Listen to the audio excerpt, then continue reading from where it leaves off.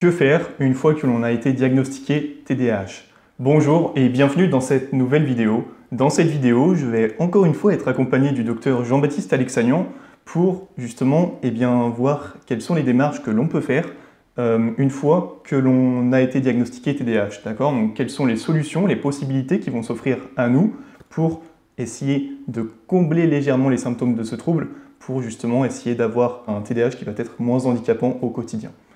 Donc bonjour docteur. Bonjour. Alors pouvez-vous nous en dire plus sur les possibilités qui s'offrent à nous une fois que le diagnostic a été posé? Alors il y a quand même une chose qui est vraiment fondamentale à comprendre, c'est que le TDAH, ce n'est pas une maladie. C'est un trouble et c'est quelque chose qui est handicapant de manière circonstancielle. Donc ça dépend beaucoup des circonstances dans lesquelles on évolue. Évidemment, l'école, le boulot, ça peut être des circonstances favorisantes pour l'expression des symptômes problématiques. Et donc la première des choses à faire, alors en général, quand les gens viennent nous voir, ils ont déjà essayé plein de choses, mais n'empêche que ça vaut le coup d'essayer. La première des choses à faire, c'est d'essayer de modifier son environnement dans la mesure du possible. C'est-à-dire que s'il y a tel élément qui, pour moi, favorise mes symptômes de TDAH, ma distractibilité, mon impulsivité, mon défaut d'inhibition, eh bien, il faut que tel élément en question, j'essaie de voir si je peux le modifier pour avoir justement moins de symptômes.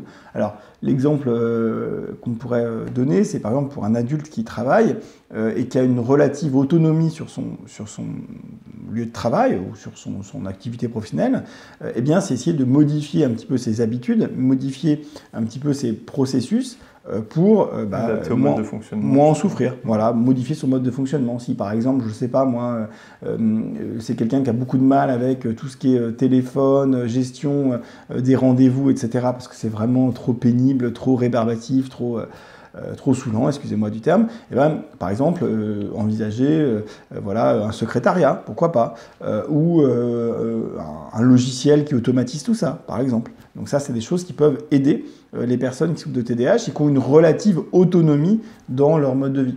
C'est sûr que c'est plus compliqué pour les enfants, et là, ça va être plutôt aux parents d'essayer d'aménager un petit peu les choses. Si par exemple un enfant souffre de TDAH parce qu'il a, je sais pas moi, beaucoup de mal à planifier les choses et par exemple il est toujours en difficulté pour faire son cartable, rien oublier, etc. et qui se fait tout le temps punir parce qu'il oublie tout le temps les choses, etc., etc. Eh bien essayer, pareil, d'avoir des petits rituels, d'avoir des petites fiches, d'essayer d'obsessionnaliser un petit peu les choses, de rigidifier un petit peu les choses de manière un petit peu automatique. Mais bon, évidemment, il y a des limites très pratiques à tout ça. Parfois, il n'est pas possible de modifier son environnement, ça arrive. C'est même fréquent, notamment chez les enfants.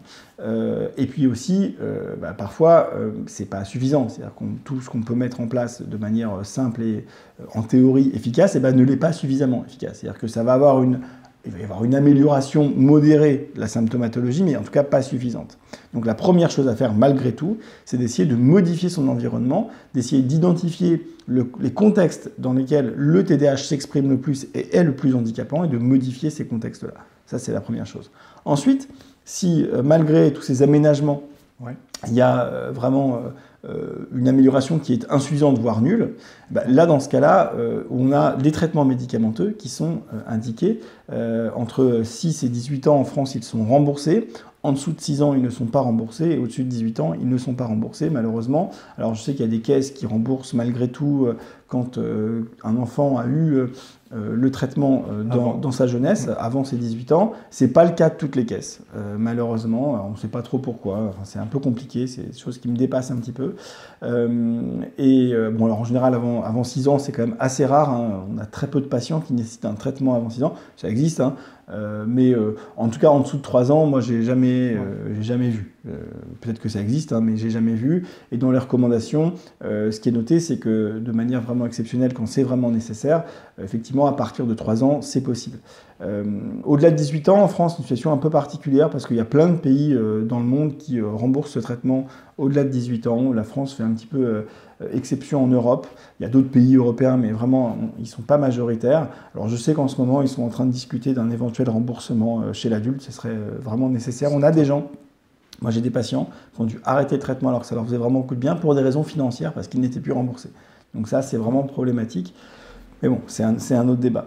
Donc le traitement médicamenteux, alors en France, c'est ce qu'on appelle le méthylphénidate. Hein, donc il y a plein de spécialités, il y a plein de noms pour ce méthylphénidate. Hein, alors Ritaline, Coasim, Concerta, Medikinet, je sais plus que je sais pas si j'ai tout cité d'ailleurs. Enfin bon, il y a plein de noms commerciaux, mais globalement, la molécule, c'est le méthylphénidate.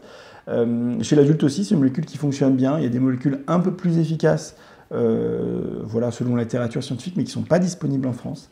Donc malheureusement, bah, c'est comme ça. Mais après, le méthylphénidate chez l'adulte fonctionne déjà franchement bien. Alors c'est toujours la même chose, hein. Il y a des bénéfices, il y a des risques, il y a des effets secondaires. Donc il faut évidemment toujours en parler avec son médecin traitant, avec son psychiatre, avec son neurologue, peu importe la personne qui vous prescrit le traitement.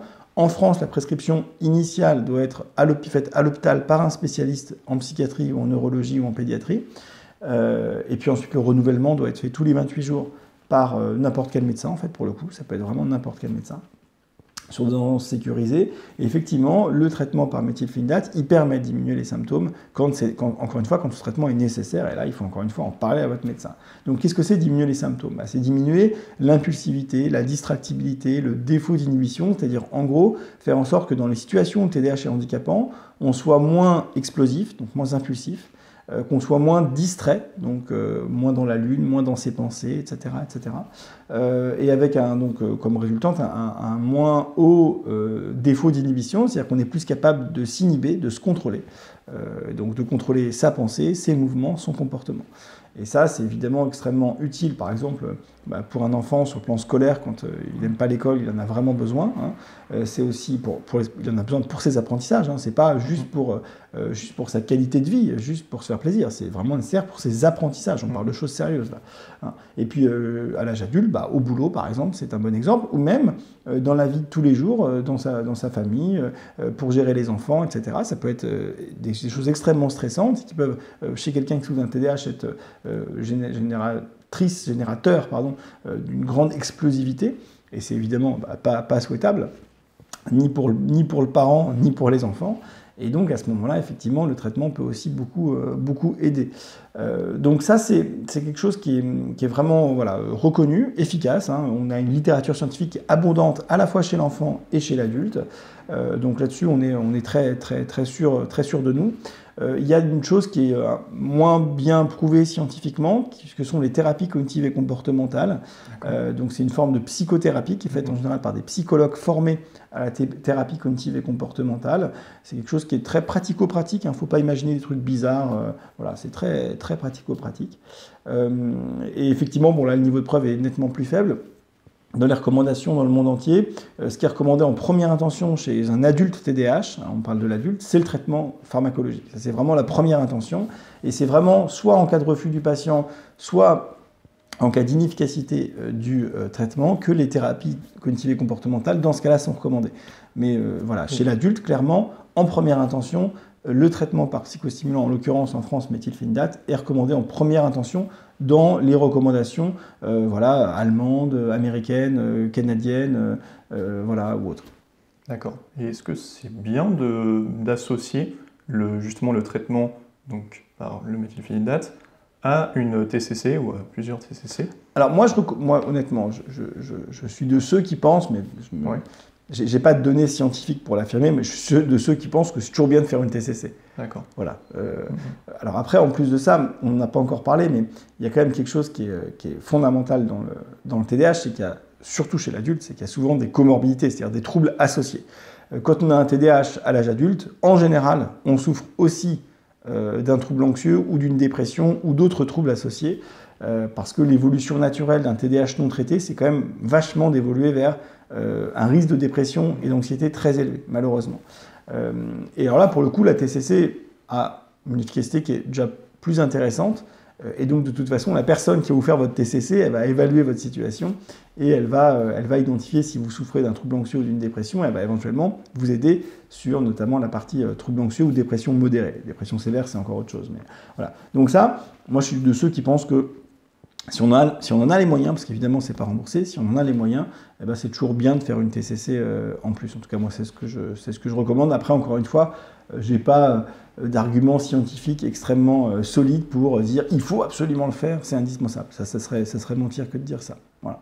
Et oui, ça va aussi nous aider, les TCC, à justement supprimer aussi certaines mauvaises habitudes que l'on a pu prendre lorsqu'on n'était pas traité, lorsqu'on avait un TDAH. Ouais. Et pour en reprendre de nouvelles une fois que l'on va être traité et que l'on va être justement du coup en mesure de se rendre compte de la présence de ces mauvaises habitudes, que l'on va pouvoir les supprimer, que l'on va pouvoir en remettre de nouvelles qui vont améliorer notre quotidien aussi. Tout à fait. Je vous remercie en tout cas pour m'avoir donné tous ces conseils. Et puis, si vous souhaitez retrouver le docteur, eh bien, n'hésitez pas. Tous les liens se trouvent dans la description. La chaîne Food Normandie est en lien dans la description, ainsi que la page Facebook également Food Normandie. N'hésitez pas à vous abonner. Je vous remercie d'avoir visionné cette vidéo. C'était Arthur. Je vous dis à très vite.